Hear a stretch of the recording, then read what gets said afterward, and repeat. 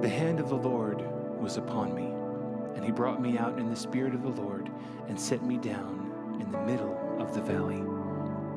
It was full of bones. And he led me around among them, and behold, there were very many on the surface of the valley, and behold, they were very dry.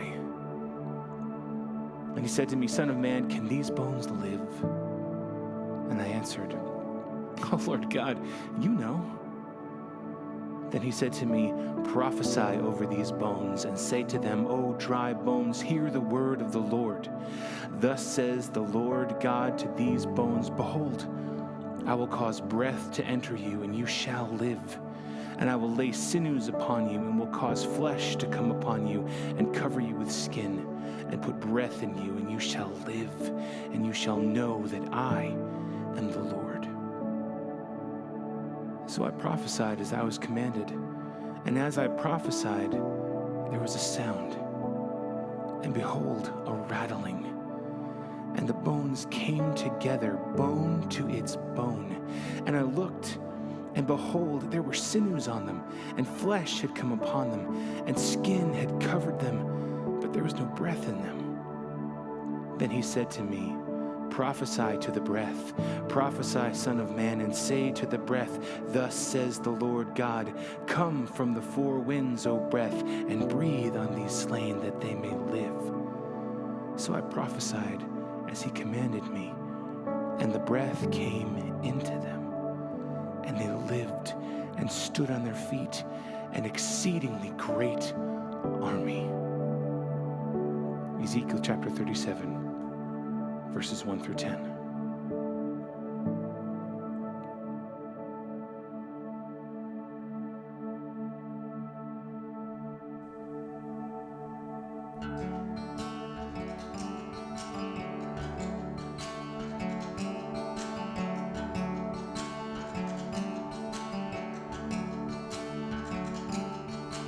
Saturday was silent, surely it was through. But since when has impossible ever stopped you? Friday's disappointments, Sunday's empty too. Since when has impossible ever stopped you?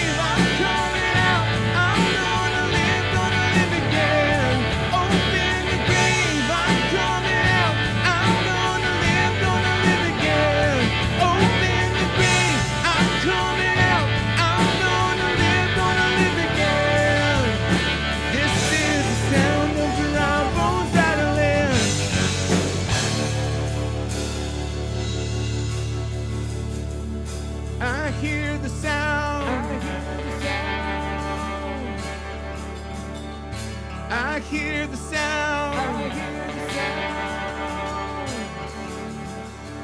I hear the sound. I hear the sound. And I said, live, live. Dry bones hear the word of the Lord. Live, live. Dry bones hear the word of the Lord. Live, live. Dry bones hear the word of the Lord. Live, live.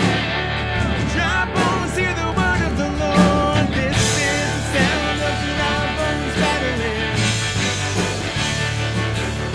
This is the praise make a dead man walk again. Open the grave, I'm coming out. I'm gonna live again. Open the grave, I'm coming out. I'm gonna live again. Open the grave, I'm coming out. I'm gonna live again. This is the sound of dry bones rattling.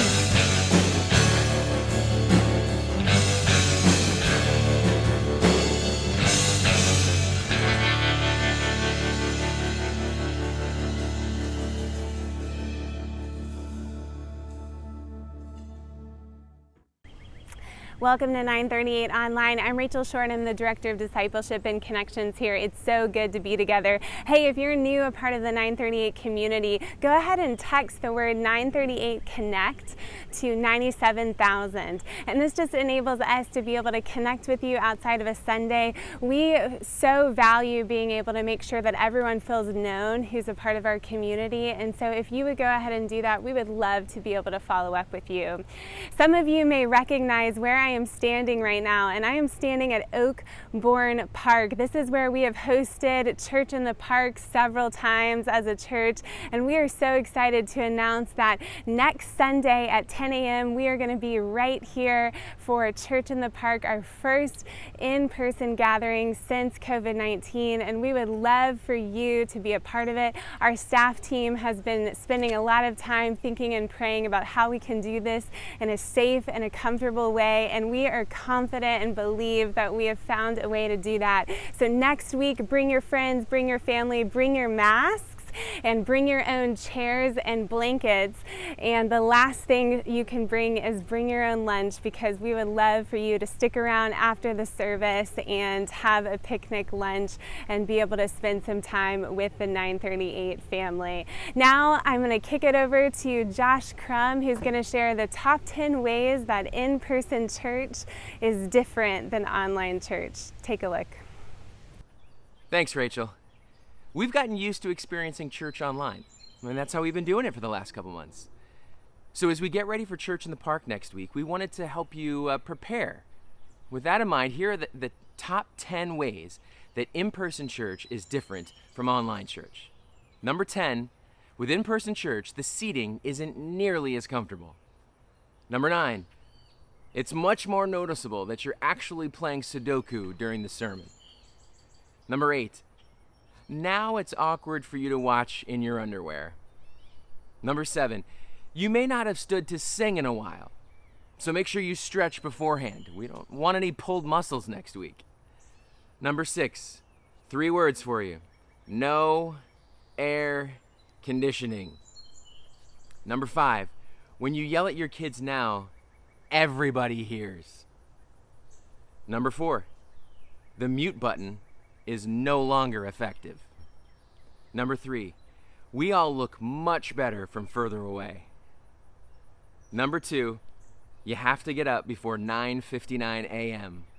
And the number 1 way that in-person church is different from online church, with in-person church, Mark actually has to wear pants when he preaches. We are so excited to see you next week at Church in the Park. Drifting. That's how life can be as we're falling asleep. Until it's disrupted, there's an eruption that shatters everything that used to be, waking us to a new normalcy where we're faced with 2 possibilities. Wish things go back to the way they were, or step forward.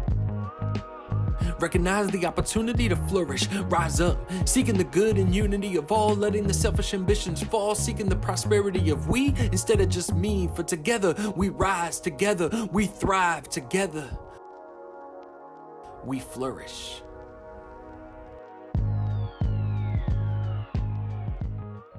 Are you a good test taker? Tell me, are you good at taking tests? Do you look forward to taking tests? When you were a kid, did your grades get better because of the tests, or did they get worse because of the tests? For me, if I wasn't a good test taker, I might not have made it out of high school. I was a fourth kid, and I just never did homework, and nobody really ever told me to do homework. There was always this, it was sort of a difficult day every time I'd bring home the report card, and every single one of my teachers would put needs improvement on homework. The reason why I needed improvement because I didn't do any of it. I just never did homework ever. Partly because I was a good test taker. I like test taking. There's something about sports and test taking, so I got into it. My greatest test taking moment was this. It was my sophomore year of college, and this was probably the worst academic semester of my entire life. Things were really difficult for my family at the time, and I was a bit of a mess. Ironically, that was the very semester where I came to faith, and I was figuring so many things out, and school was just at the bottom. Well, I had taken geography, and this was the kind of professor that just kind of taught from the textbook, and I didn't do much with it. In fact, I don't think I really ever went to the class. But the final came up, and I was going to cram the last day for the final, but I just wasn't feeling very well. And so my cramming didn't go well, and I ended up falling asleep, and I'm waking up, going to the exam, and I started getting this unbelievable fever. I started shaking, and I had a hard time with filling in the dots because my hands were shaking. I had chills, I was sweating, I was breaking out in this unbelievable fever. It's the kind of thing that people would run away from me today. But I had this awful fever, and I finished the exam, and I went home and I crashed and I slept. I got some sort of fever, flu, whatever it was, but I was sick and it was terrible. And I hadn't done anything in that class. That exam represented everything. But when I went over to Newark Hall to find out my grade, I couldn't believe it. I got an A- for the class. I had no idea what I did on the exam. I got an A- for the class. That was awesome. Calculus, on the other hand, not so much. See, calculus, you kind of have to do the work. And I barely got through calculus. I ended up taking calculus again. Because I wasn't able to pass that test. When I talk about tests, does it invigorate you? What do you think about it? Because today we need to talk about tests and the kind of tests that we experience, particularly when it comes to our faith. God says in the book of James that the testing of our faith produces perseverance. And perseverance must finish its work so that we might be mature and complete, not lacking anything. Tests move us forward. The test made it really, really clear that I wasn't ready when it came to calculus. I needed to learn more. I'm doing fine on geography. I'm fine on geography. Calculus, I needed more. We're facing real tests right now when it comes to our faith. And today we're going to talk about specific tests when it comes to our relationship with God and how God uses tests to grow us. In particular, we're going to tell a story. And this is a great story. You've heard the story before. We're going to tell a story about what happens when somebody tests Jesus. He flips it around and puts a test on them. We're finishing up our series today called We Flourish. The theme of our series has been is a verse written to exiles. Israel's living in a foreign land. Seek the peace and prosperity of the city to which I have called you. Because as that city prospers, so shall you. And for us, all of us, everybody in this world now is living in a new world. Whether it's new technological realities, new financial realities, new medical realities, health, so many things are new and it feels different. But we can flourish. We can prosper. Last week we talked about how we can continue to flourish materially. That God's taking care of us is a part of the deal, and we can count on that. Just like any parent would want to take care of their kids, we are God's children. He's going to take care of us. Today we're going to talk about how He's not just taking care of us, but He's taking care of everyone. But that's a bit of a test for us. All right, so what I'm going to do is I'm going to read a story from Luke chapter 10. We've been talking about dynamics of the exile. Well, we're going to be talking about some latent dynamics of the exile, because we're going to be talking about Jews and Samaritans. The Samaritans emerged out of the first exile from Israel, and there became a lot of animosity between Jews and Samaritans. I'm going to pick it up in Luke chapter 10. You can follow along with me if you have a Bible or on the screen in front of you. On one occasion, an expert in the law stood up to test Jesus. "Teacher," he asked, "what must I do to inherit eternal life?" "What is written in the law?" he replied. "How do you read it?" He answered, "Love the Lord your God with all your heart and with all your soul, with all your strength and with all your mind, and love your neighbors yourself." "You have answered correctly," Jesus replied. "Do this and you will live." But he wanted to justify himself. So he asked Jesus, "And who is my neighbor?" In reply, Jesus said, "A man was going down from Jerusalem to Jericho when he was attacked by robbers. They stripped him of his clothes, beat him, and went away, leaving him half dead. A priest happened to be going down the same road, and when he saw the man, he passed by on the other side. So too a Levite, when he came to the place and saw him, passed by on the other side. But a Samaritan, as he traveled, came where the man was, and when he saw him, he took pity on him. He went to him and bandaged his wounds, pouring on oil and wine. Then he put the man on his own donkey, brought him to an inn, and took care of him. The next day he took out 2 denarii and gave them to the innkeeper. 'Look after him,' he said, 'and when I return, I will reimburse you for any extra expenses you may have.' Jesus replied, 'Which of these 3 do you think was a neighbor to the man who fell into the hands of robbers?' The expert of the law replied, 'The one who had mercy on him.' And Jesus told him, 'Go and do likewise.'" Financial abundance and financial loss, they're tests. And it's not just a test to your specific faith when you have abundance or loss. It could almost be more of a test when somebody else has abundance or somebody else has loss. In fact, what I'm going to particularly talk about today is how the vulnerable become a test to your faith and my faith. Well, let's start with the lawyer. The lawyer came to test Jesus. And Jesus was so popular. He was so influential. And those who had influence were threatened by him. And so this guy was sharp, and he was going to test Jesus. And he comes to Jesus and said, "Okay, what's the most important law?"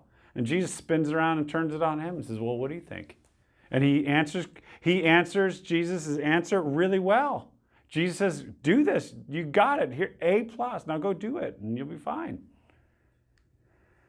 The man realized, though, loving the Lord your God with all your heart, soul, mind, and strength, loving your neighbors yourself, man, there's got to be some boundaries to that. It's so big. How do you do that? And so he wanted to justify himself. And let's just pause there and say, if you want to wreck your spiritual life, if you want to ruin your relationship with God, if you want to slow things down and go in reverse, start coming up with ways to justify yourself. It's almost always the wrong thing. At the heart of the Christian faith is that Jesus died the death that you were supposed to die, and he lived the life you were supposed to live, and he has risen from the dead to overcome all of that. And your justification isn't in what you've done. It's in what Jesus has done. And if that is news to you, well, man, there's so much better news for you to learn along the way. But if you don't like that, if you want sort of your goodness or morality to be your justification, chances are that's gonna come up against your Christian faith along the way. Well, so he wanted to justify himself. And what he wanted to do, he's like, all right, can we just narrow this thing down to something I can accomplish, right? Because like, who really is my neighbor? He says, Jesus, well, who is my neighbor? And the idea, and Pharisees would do this all the time, and sometimes pastors today, what they'll do is they'll break the law down into something you could do. Because here's the thing, if he could do this, he could say, God, I did your rules, now you owe me a good life. I did your rules, now you owe me a good life. And Jesus is not going to get trapped into that. And so he tells a story, and he's going to test him. And in that test, there's going to be some tests for us along the way. He tells the story of this man who hit all these hard times and needed some pity. He needed some compassion. And it tested his faith. It's going to test ours as well. So the first test is this. It's the test of compassion. If you know the story, what you need to understand is this man, he was really foolish. Yet he had gotten beaten up by robbers. He'd got knocked around. He'd got all his stuff stolen, and he was laying there half dead. And yes, man, that's an awful thing to happen to anyone. But here's the thing. He was walking on the Jericho road by himself. It's a dangerous place. You don't do that by yourself. You don't do that without protection, and you certainly don't do it with any kind of wealth to tempt robbers to come out of the cracks in the valleys to come attack you. And he was foolish. He shouldn't have done it. He shouldn't have done it. And a lot of times when it comes to compassion, we think we have some folks have actually articulated that there's something known as the deserving poor, the wise poor, or the poor that have tried a little bit harder. But there's this assumption when you start talking about a deserving poor and an undeserving poor that there is those that, and maybe us, we're the ones who deserve abundance. And once you start talking about deserving poor and those who don't deserve it, we begin losing track of who we are, at least in God's eyes. To the Israelites, when they were moving, they were just about to enjoy the land that God was going to give them. Moses told them, he said, watch yourself when you move into the land. He said, you might say to yourself, my power and the strength of my hands have produced this wealth for me. But remember the Lord your God, for it is he who gives you the ability to produce wealth. Yes, he was foolish. Yes, he made a mistake. All of us have been foolish. All of us have made mistakes. Sometimes thoughts like this and thoughts of superiority like this, make us think that we don't have to show compassion because they don't deserve it. But also sometimes when we're the ones who need compassion, we tell the same story to ourselves. We say, I deserve this. I've made a mistake and I need pity, I need compassion from somebody else, and I don't really deserve this. And it keeps us from the grace that God would want to show us. So you have this man, he's lying on by the side of the road, and yeah, he made some mistakes. But good news, there's some spiritual leaders coming along, a priest comes along, and then a Levite comes along who's like sort of an assistant to a priest. And each of them decide to go on the other side of the road. Why? The reason why is that this man was half dead, which means that at any point he could become whole dead, which if he was whole dead, they're not allowed to touch a corpse, and then they wouldn't be able to do their job. They were afraid that if they went and helped that guy, they would break the rules. They weren't going to break the rules by helping this guy. He wasn't all dead. He wasn't even mostly dead. He was only half dead, whatever that means. They could have helped him. They could have shown compassion. But rules sometimes are convenient places for us to hide. Rules are sometimes convenient ways for us to hide from the opportunity to show love and care and serve. The opportunity to demonstrate compassion. And people who, particularly the religious, we can be really good at that. They held back, and so they went right past. And I'll say, when we need compassion and we're too proud to receive it, we use rules to hold that back from ourselves. That vulnerable person over there, or the vulnerability in me, is a test of my understanding of compassion. Am I going to hide behind the rules? Are you going to hide behind the rules? Are you going to hide behind some sort of false idea of there's deserving poor, or like, hey, he deserved this thing? Really? Because they won't pass the test of compassion. Vulnerable people, they test our love of compassion. The second test of this is it tests our humility. Because watch what happens. The priest goes by, the Levite goes by, and you know who shows up? You know who shows up and helps the person? A Samaritan. Now you have to understand, if you know the story well, that Jews and Samaritans, they hated each other at a level that we don't even understand. I mean, we know division these days. You know what Twitter and social media is like, and how people throw barbs at each other? Like, that's standard fare back then. And so their political enemy, their spiritual enemy, their geographic enemy comes in, and Jesus has the gall to use that person to be the hero of the story.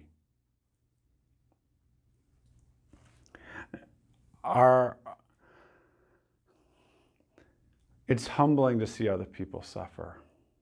It's humbling to see other people suffer because oftentimes it exposes our lack of answers. And it makes us uncomfortable between maybe the gap between us and them, or if we're suffering between us and others. It creates this gap that is uncomfortable, and it leaves us to simplistic answers. Oh, this is the reason why. It's this. It's this. Or they're one of those people, and that's why. Or he was a fool. That's why. We become prone to simplistic answers, and our lack of humility makes us say like, oh, I got it. It's just a simplistic thing. And I know the answer. I know why it is. And what it's really doing is we're using the simplistic answer to satisfy that discomfort inside of us that's exposed when we see the sufferings of others. I've mentioned this before. Somewhere in your psychology studies you may have come across this. It's called the fundamental attribution error. So the fundamental attribution error is to attribute other person's sufferings and difficulties to their character, while at the same time, sometimes even in the same sentence, attribute our sufferings and our difficulties to our circumstances. It happens almost all the time. I look at somebody else's messy desk and I say, oh man, what's wrong with them? And I go back to my messy desk. I'm like, I got so much going on, so much pressure. Will somebody help me? Right? And so we do this in small ways, but we do this in large ways. We do this as individuals. We find ourselves doing this as cultures. This eventually ends up when we feel the sufferings and then we feel the difficulties, it draws us to simplistic answers and to heroes that look like us.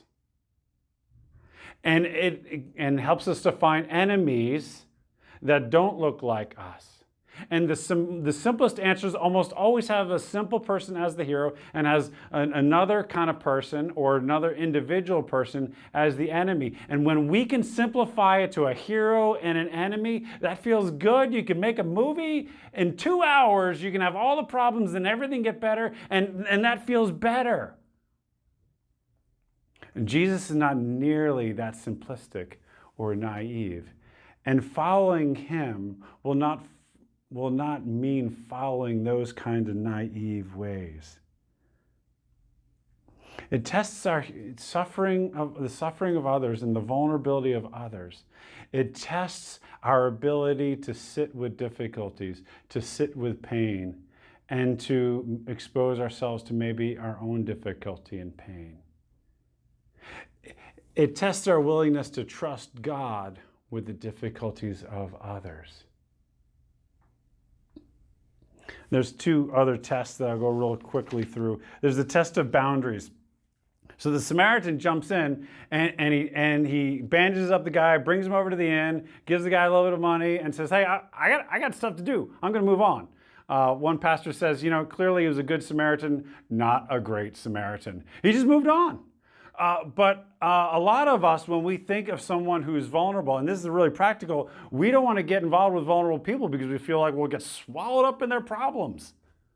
Well, who's the fragile person if you don't know how to say no, right? It tests our boundaries. We can help somebody. We don't have to save anybody. We don't have to rescue people.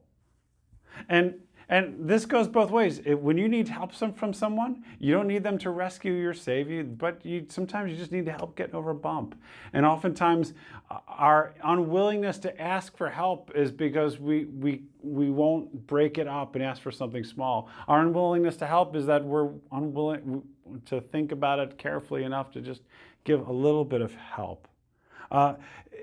It tests our sense of boundaries, our sense of self, our sense of okay, who's in control of this? If God can help everyone, he can use me to help a little or a lot, but I can say no. It tests our boundaries. It also tests our generosity. In that day, the Samaritan spent a lot of money. He spent a lot of money on this person who was hurting. And it might have been this guy's fault. It might not have been this guy's fault. We don't know. But he spent a lot of money on him.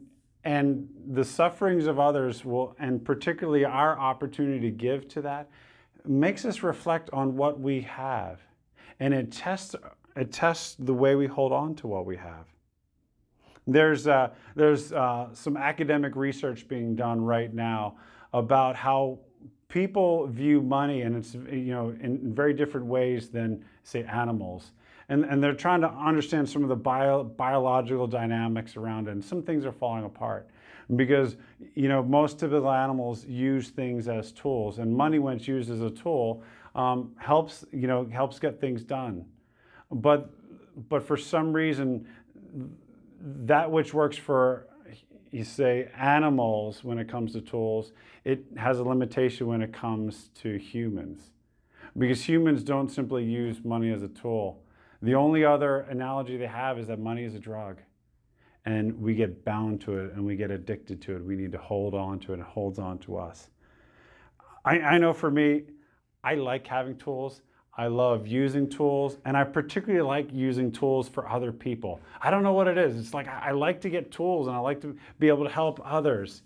And I hope that's the way money is for you. I hope that you look forward to making more money so you can help more people, so you can solve more problems. You can make more of a difference in this world.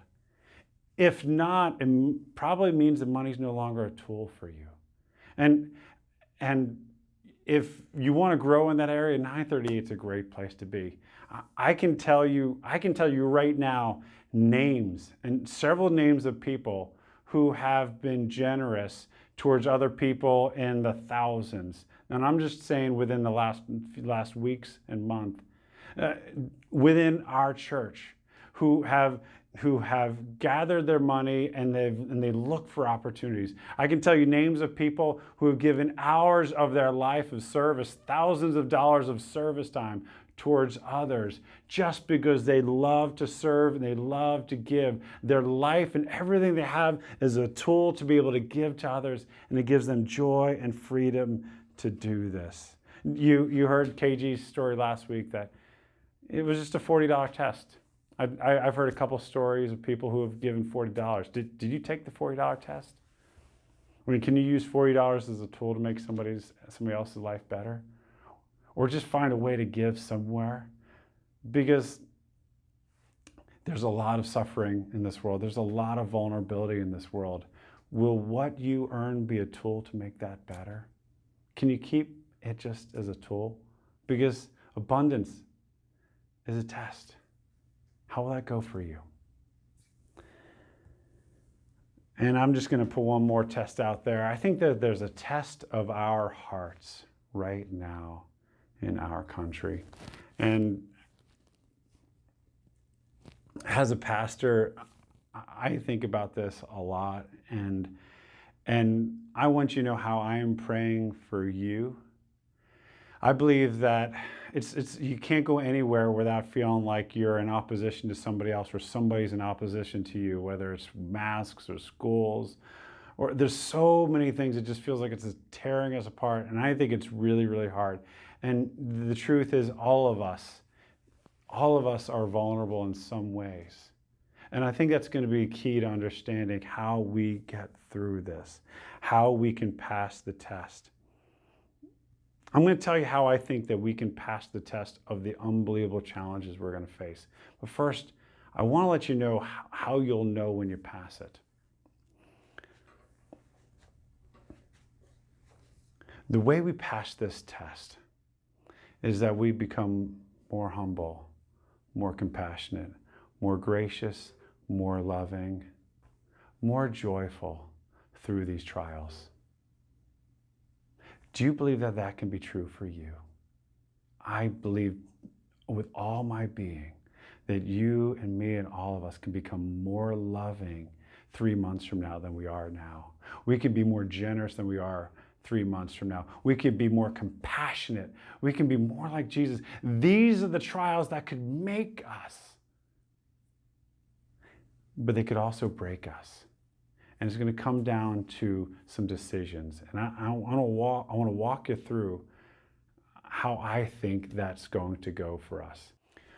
Okay, so our goal is to grow in our sense of love, joy, peace, and patience, and kindness towards others. That's our goal, right? Here's the test, right? So we have a divide, and we're feeling the divide right here. And I believe there's a fork in the road, particularly for us, particularly for Christians right now. We are feeling so much pressure in so many ways. And I want to show basically two paths. Jesus talks about the wide path and the narrow path. I particularly think this, you know, if you're checking out the faith, sit back and watch. I'm particularly talking to those who go to church, call themselves Christians. There's the Churchman Road right here. This is for people who church was their faith. Going to church was how faith worked. And faith was about getting there and getting something when you go there and then moving on. But we don't have a place to show up on Sunday mornings. We don't have a place to go. And so if your faith was built around a weekly event, your faith is going to fade. And here's the deal. 30% of folks who used to go to church are not going to church anymore. They're going down Churchman Road.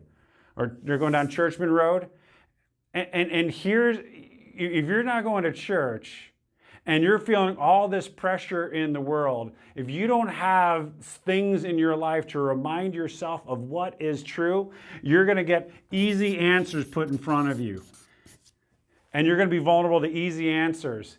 Those easy answers aren't going to work, and so you're going to find yourself with more anger, more disappointment. You're going to find yourself growing in resentment. Rather than growing in love, joy, and peace, you're going to find more anger and resentment in your life. You're going to find more isolation. Why? Because you're all by yourself in your faith. Because you're not connected. And here's what I'm most concerned about. You're going to give yourself over to escapist hopes of either romantic, political, or celebrity heroes to rescue you from the pain of having to live in this world over here. And the life of love, joy, peace that God offers you, you start missing out on it. Now, you might think I'm going to say this narrow path over here is about going to church and attending and going to 9:38 online. It's not. It's not. Attendance isn't really going to be the deal. If your goal is to simply attend, you'll get there on occasion. The real difference between people who are going to thrive and grow in this and those who are going to just kind of peter out into mediocrity is about engagement. What is church to you? What is your faith to you? Is it about showing up once a week and getting something? Well, you can Netflix with us as much as you like, and if you're kind of working at it, you'll do that. But just try, it's hard to compete with Netflix. If your faith is about going to church, I'm sorry, it's going to be a while for you before it's normal again. But if it's a faith in Jesus, it's going to be about engagement. It's going to be about community. Building new friendships. It's going to be about service.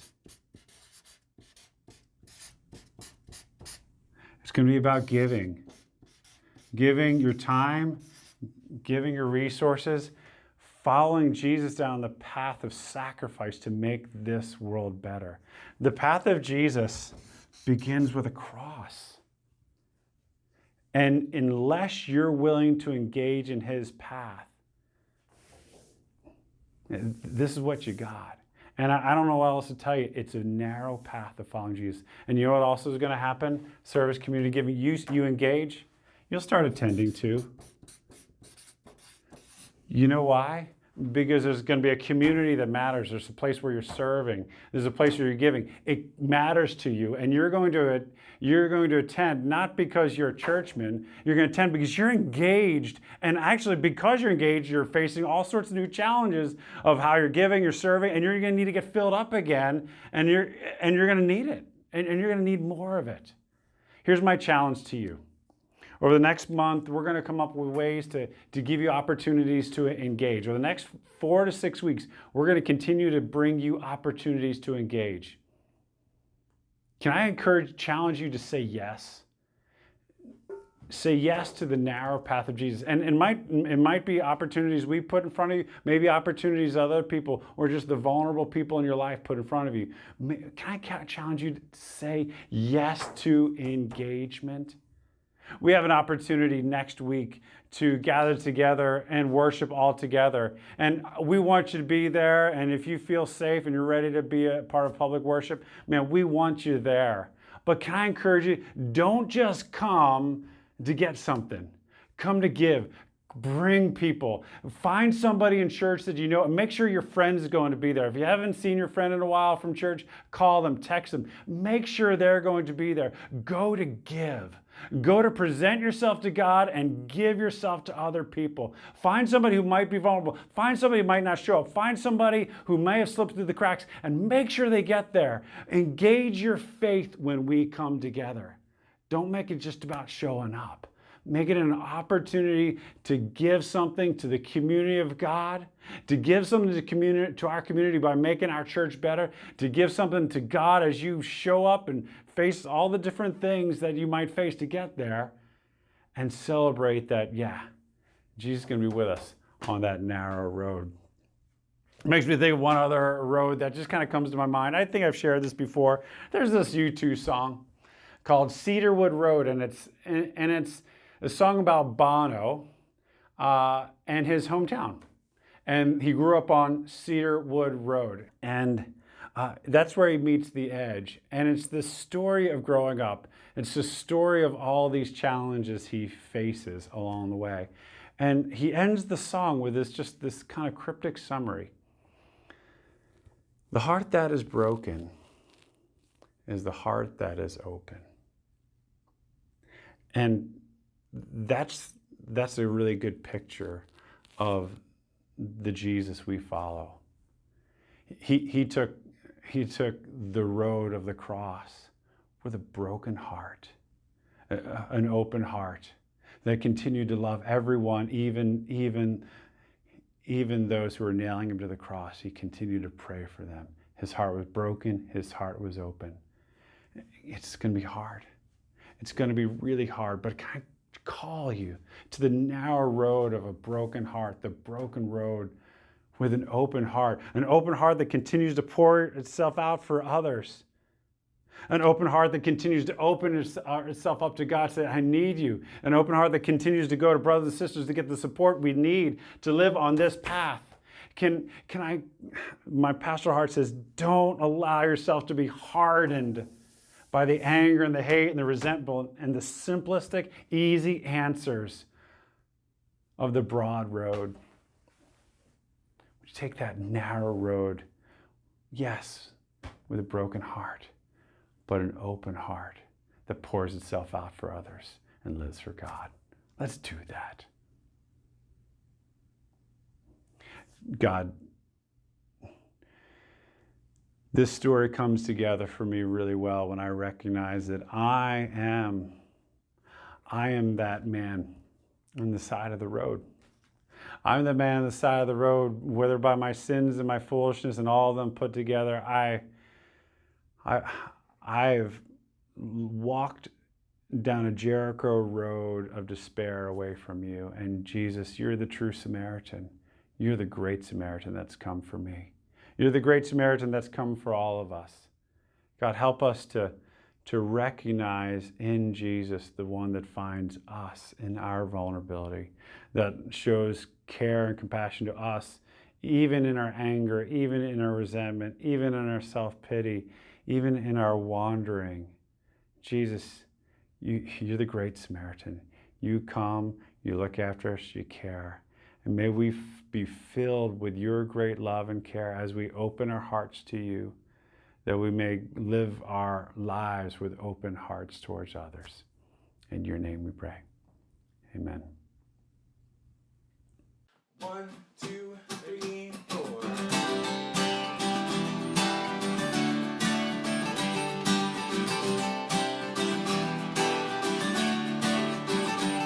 I once was dead in sin, alone and hopeless. A child of wrath I walked, condemned in darkness. Your mercy brought new life, and in your loving kindness raised me up with Christ and made me righteous.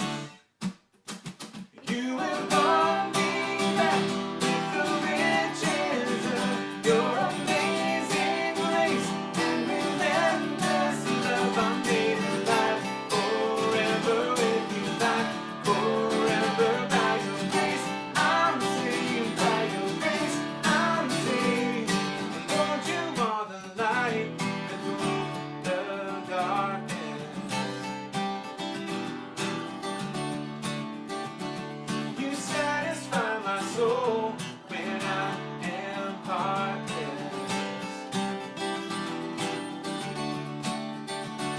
If ever I forget my true identity, show me who I am and help me to believe. You have brought me back with the riches of your amazing grace and relentless love. I'm made alive forever with you, life forever by your grace. I'm saved by your grace. I'm saved, yeah.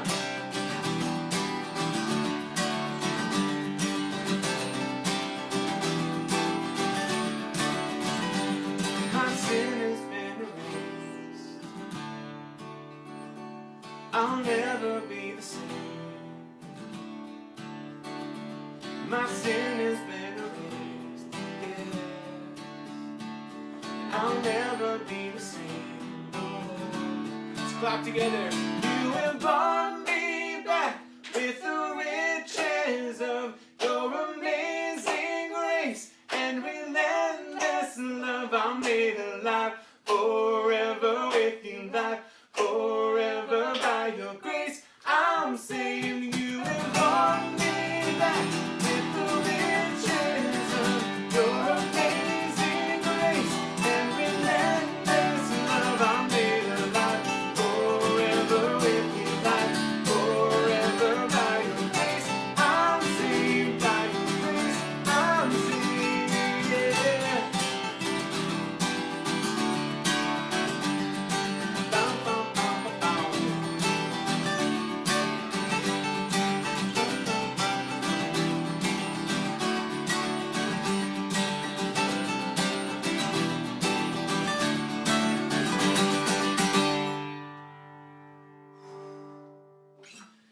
Thanks so much for singing along with us. Have a great Sunday. What a powerful message. Like Mark mentioned, one of our values as a church is to extend compassion. And I can't think of a better season to extend compassion than the season that we are living in right now. As some of you may know, we are in the midst of doing a summer study on the book of Philippians, and it's called Encourage. And it's been so neat to be able to gather together every other Wednesday at 7 p.m. and join a discussion after on the book of Philippians. And this Wednesday is our second week of that study. And so if you missed the first one, you can find that on YouTube, Vimeo, all the other platforms, or join us this Wednesday for the second chapter. We would love for you to be a part of it. And don't forget, next Sunday at 10 a.m., Church in the Park here, first in-person gathering since COVID-19. Make sure that you are on our email list because we'll send you all the details on how to prepare for next Sunday. We cannot wait to gather together in person. And finally, if you're prepared to give today, you can give online at 938give.net. Your giving is changing lives, and we cannot thank you enough for your ongoing generosity. It's so good to be together today. We'll see you soon.